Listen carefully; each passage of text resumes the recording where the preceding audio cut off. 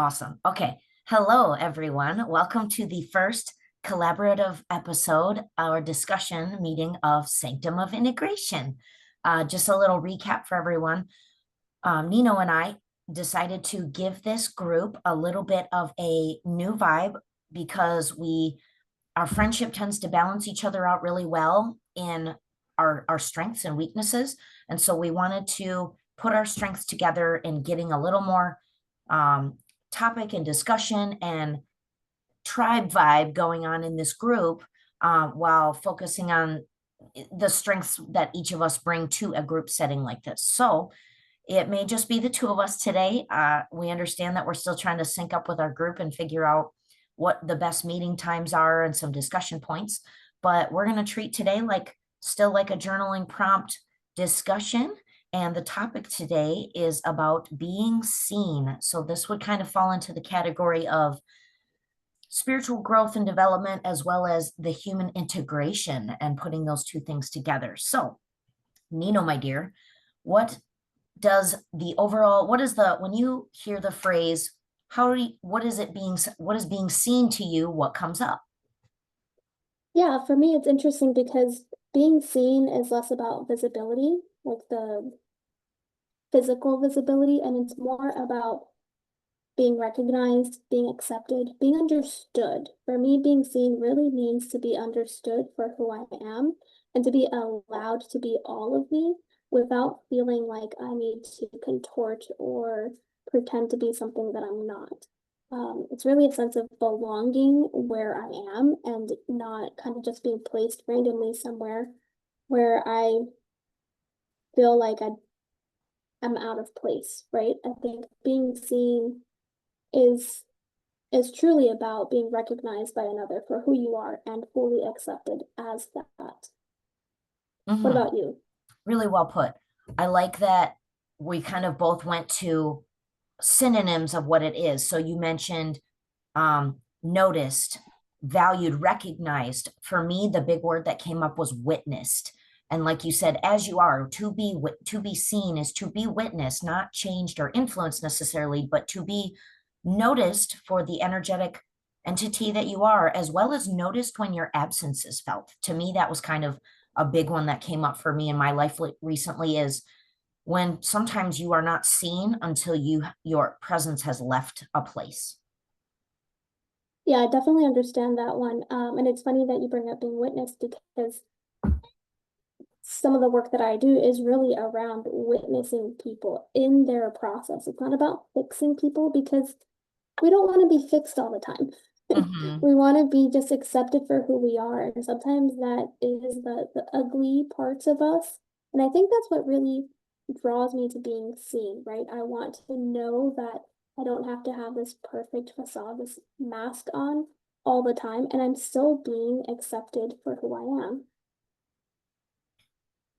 Which is funny you say that because we are both opposite sides of the coin, and that is, and I am very much a want to fix it, want to do it, want to heal it, almost to my detriment, like to the extreme where I can burn myself out on the healing journey.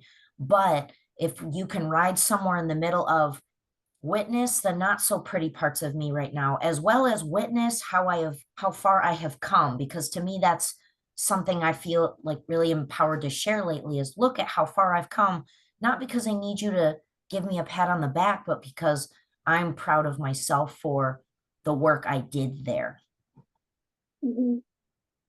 Yeah, and I think this really brings up for me right now the difference between being seen by ourselves and witnessed by ourselves, and how that comes up with how we're witnessed and seen by someone else.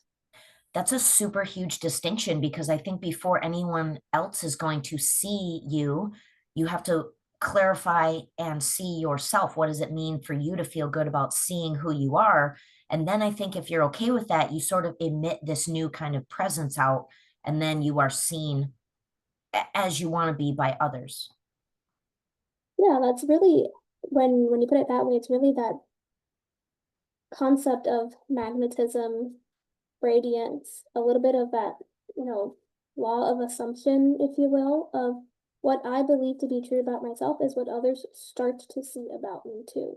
I so agree with that. And so it's almost like we can't ignore the fact that being seen starts from within and then so without. Right, exactly. Um, that inner realm really is so important. And this is why we have to do that integration between what our soul recognition of being seen means and what the external meaning behind being seen actually looks like. I think a lot of times when I was first grappling with this idea that I wanted to be seen, I was in a kind of juxtaposition with myself of I want to be seen, but I don't necessarily want to be visible, Okay. right? Like I wanted certain parts of me to be seen because those were the parts of me that I felt were deserving of it. Or other times I was like, I really don't like this about myself, so I'm seeking validation that somebody else sees this and wants to hold me in this. Oh, okay. So I think what you're clarifying is that there's reasons to be seen, and they're not all to be seen positively or praised necessarily. But if you can't clarify and identify for yourself why you want to be seen, you can't embody it in yourself, whether it's, because I need to be held in this or because I'm proud of this, as well as you can't identify to others how you would like to be seen externally, like egoically. Right, yeah, and I think that goes into one of the questions in the journaling prompts that we had of what challenges and fears come up in moving towards being seen in more areas of our life, right? Because I think when we don't understand why we want to be seen or how we want to be seen, it is hard for us to accept the ways that we are, one, already being seen, or be receptive to be seen in those different areas that maybe we're not seen because we're not willing to be vulnerable and show that part of ourselves. And yet there's this kind of fight between the ego and the soul saying, I want this to be seen, and yet another aspect of us saying, oh, no, no, no, I'm not ready to be seen here yet, Right. right?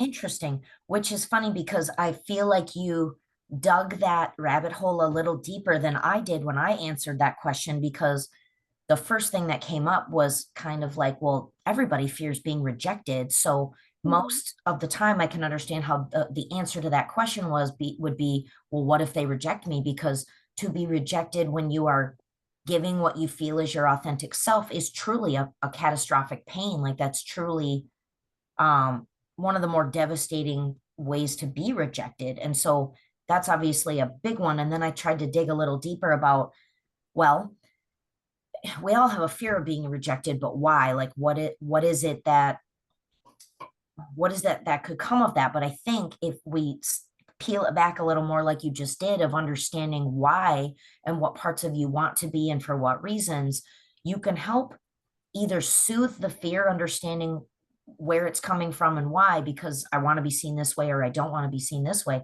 But you can give yourself a little bit of grace and space for understanding that your fear isn't necessarily logical or rooted in the same reasons for why you want to be seen. And so then you can kind of let it dissolve. Mm. I really love that you said that. The the reasons why we don't want to be seen or the reasons why we fear being seen aren't always rooted in logic or even in truth, Right. right? A lot of it is our own inner wounding that's coming up. Like, our fears, you mentioned one, the fear of rejection. There's the fear of abandonment. If I'm seen in this way, will they leave?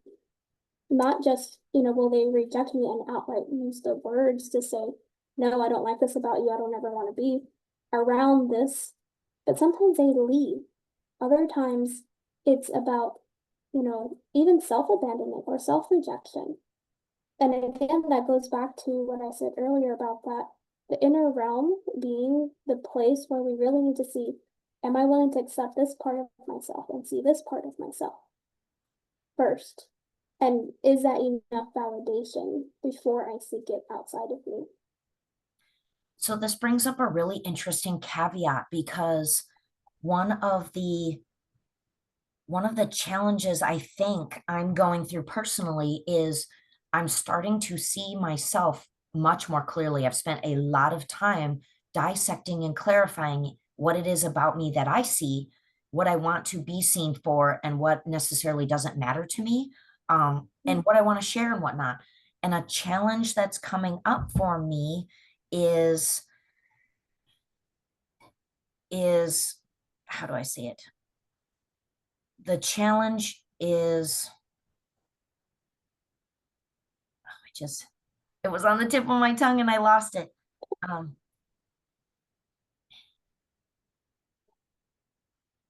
man, come back to me on that one a second. I don't want to leave you Okay, sitting here. It was here and I was like, "Oh, this is the perfect moment. transition." And then and the words dropped out. That's okay. We let the energy move and we'll come falling right back to it, I'm sure. It'll come back. It'll come back. So I think, we've already touched a little bit on what we think might happen if, we allowed ourselves to be seen. But we kind of talked about it in more of that negative connotation of, okay, if I'm seen, I might be rejected, I might be abandoned, you know, that kind of perspective. Did you find your thought? It came back to me. Yes, you okay. Perfect. So you said it.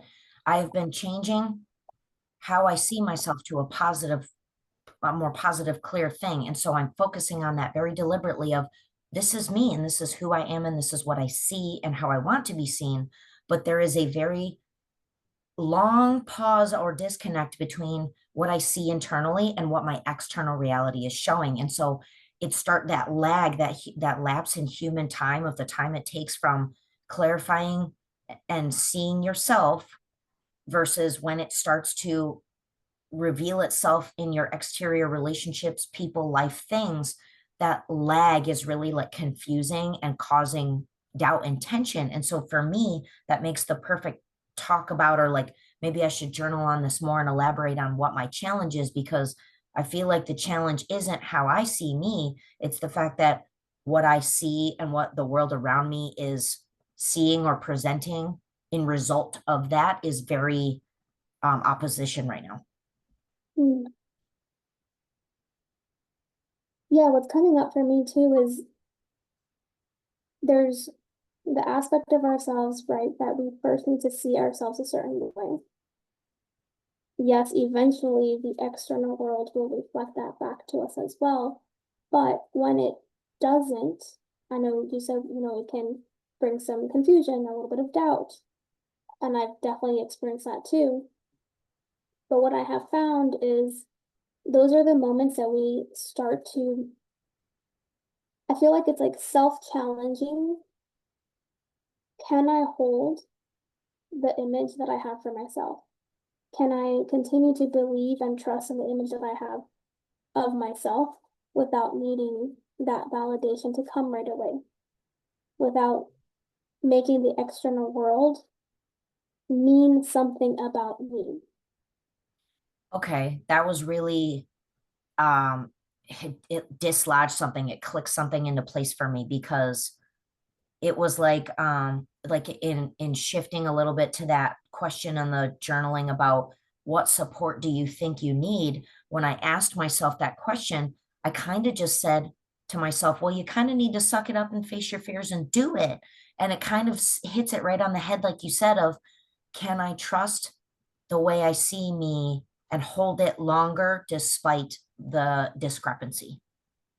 Yeah, and I think that's the part that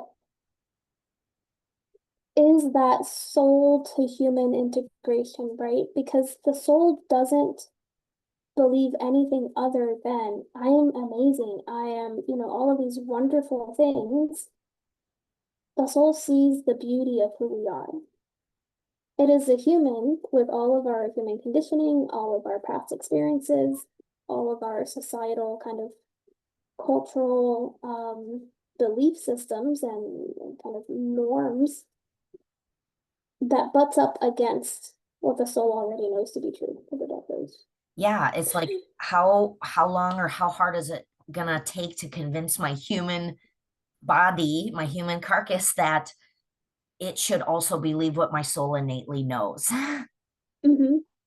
Yeah. And this is why we do this work, right? This is why we spend the time with the journaling while we dig deeper um, into the psyche, because we're working with the psyche and the soma. Sometimes the soma is the one that is rejecting being seen. Like sometimes, you know, I can go into a room and all eyes can be on me, and my body's like, whoa, no, I don't want that. This feels really awkward. I don't like it. And so, your body has its own kind of relationship to being seen. Your Hmm. psyche has its own relationship to being seen. And then your soul has its relationship to being seen. And isn't it funny how sometimes all three of those can be at three different places? And it's like, well, what do I do? How do I harmonize this when each of these three pieces of me want to be seen or not seen in any one particular topic? Hmm. Yeah, that's a really great question. And what comes up for me is obviously you can't control all of it all the time. But what you can do is take note of, ooh, you know, I think this is your question number two. In what aspects do you already feel seen? In the reverse, in what aspects do you not feel seen? And why do you think that is? Or, number three, even what areas of your life do you wish to be more seen? What areas of your life do you wish to be less seen? Right? You can always take the questions in the reverse to start to feel into where is this my body speaking? Is this, my mind, my inner child? And once you start to really kind of peel those layers of, oh, this is very interesting. I want to be seen here, but there's a little part of me that doesn't want to. And something that, we've learned in different um, groups has been that parts work, right? The holding the duality of feeling, holding even the contradicting parts of ourselves that feel, I want to be seen. No, I don't. This is scary. And trying to merge them or allowing them to get closer together. It's a slow process when you're doing it to at the pace of the sovereignty of that part.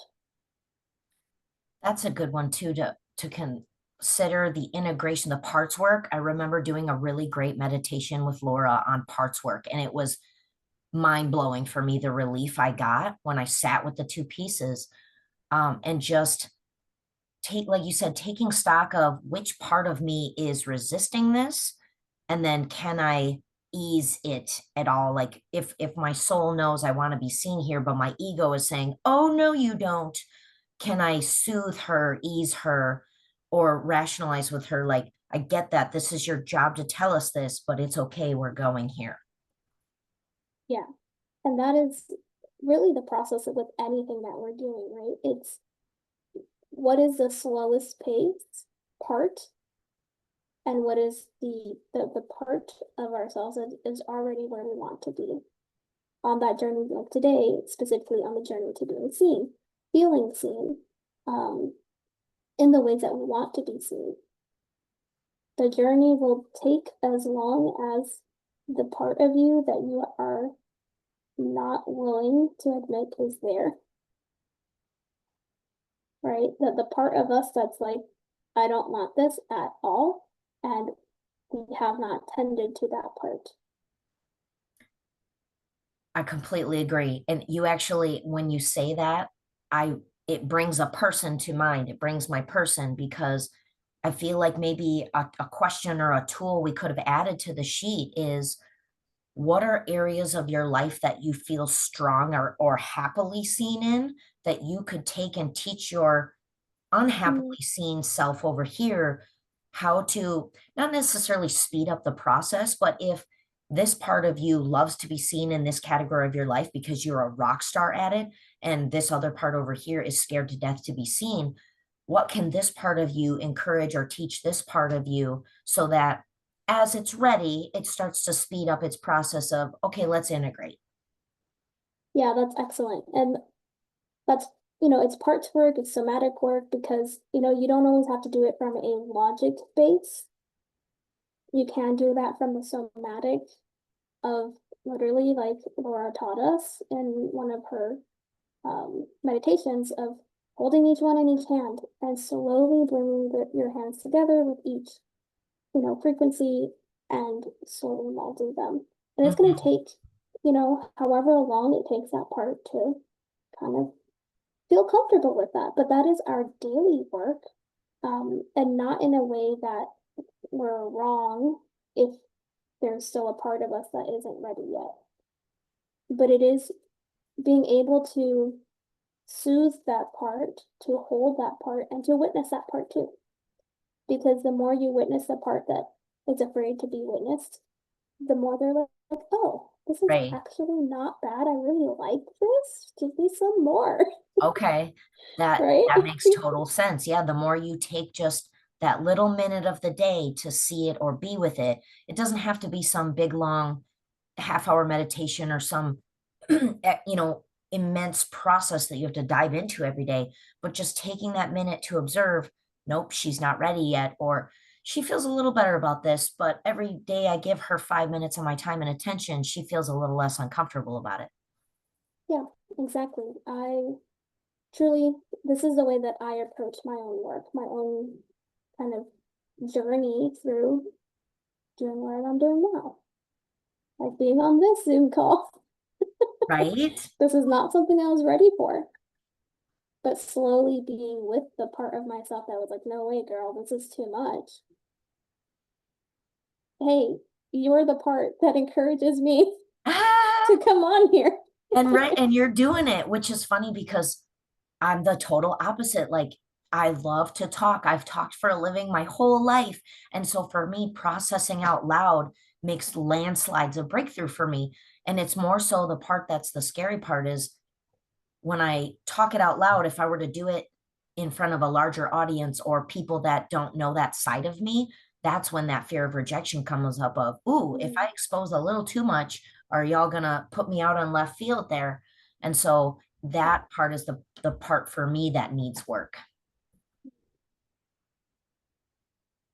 Yeah, it's a part of you that doesn't want to be judged or to feel like, I think they call it like the witch wound, or, the sisterhood wound of, if you speak up about certain things, people will be mad at you. People Hmm. will abandon you. People will say, oh, she's crazy. We need to lock her up somewhere, right? Which I think circles all the way back to, can I hold seeing myself and be fine with it, regardless of judgment or abandonment or neglect? Like, regardless of the results, am I okay with the fact that I did that for me? Mhm. Yeah, that's wonderful. I think that's a great way to kind of start wrapping up this, right? Because it comes to that. Are you okay doing it for you? And if you're willing to see yourself, eventually, either A, it won't matter if other people will see you, and B, you will witness yourself so much more, and you will to see how the people who are meant to see you already are. Right? Already are, or start coming out of the woodwork. Right. And it's really more a matter of how deeply you're allowing yourself to be seen, how deeply you're allowing yourself into that receptivity, Hmm. Yeah, right? I like that. That feels like a good closing thought of how deeply are you willing to see you so that anybody else can see you as deeply as you would like to go. Hmm. I love that. And so with that, everyone, we would like to do this more often. Let us know what time frame works for you. We know that we did this in an evening time, and not everybody has that availability. So we're going to be putting out a poll in the Facebook group in a couple of days for our next one, just to see kind of what consensus of time works for everyone. And we will try to kind of alternate our time so that we're getting as many of you as possible on a call.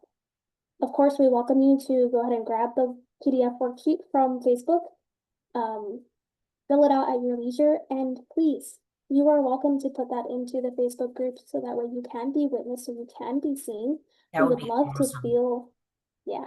And we would love to feel your energy. We would love to feel also if there's more expansion around this that you would like, we can always do a second part of the topic. Or if it brings up something else in you that you would like for us to come into communion with, we're happy to set up another meeting for that. Just let us know what you need. We're here to support you. We're also here to give you as many resources as you would like. So with Correct. that, we hope everyone has a wonderful day, night, whatever time it is when you are watching this. And we can't wait to see what you respond with. Beautiful. Thank you all. Bye, everyone. Bye.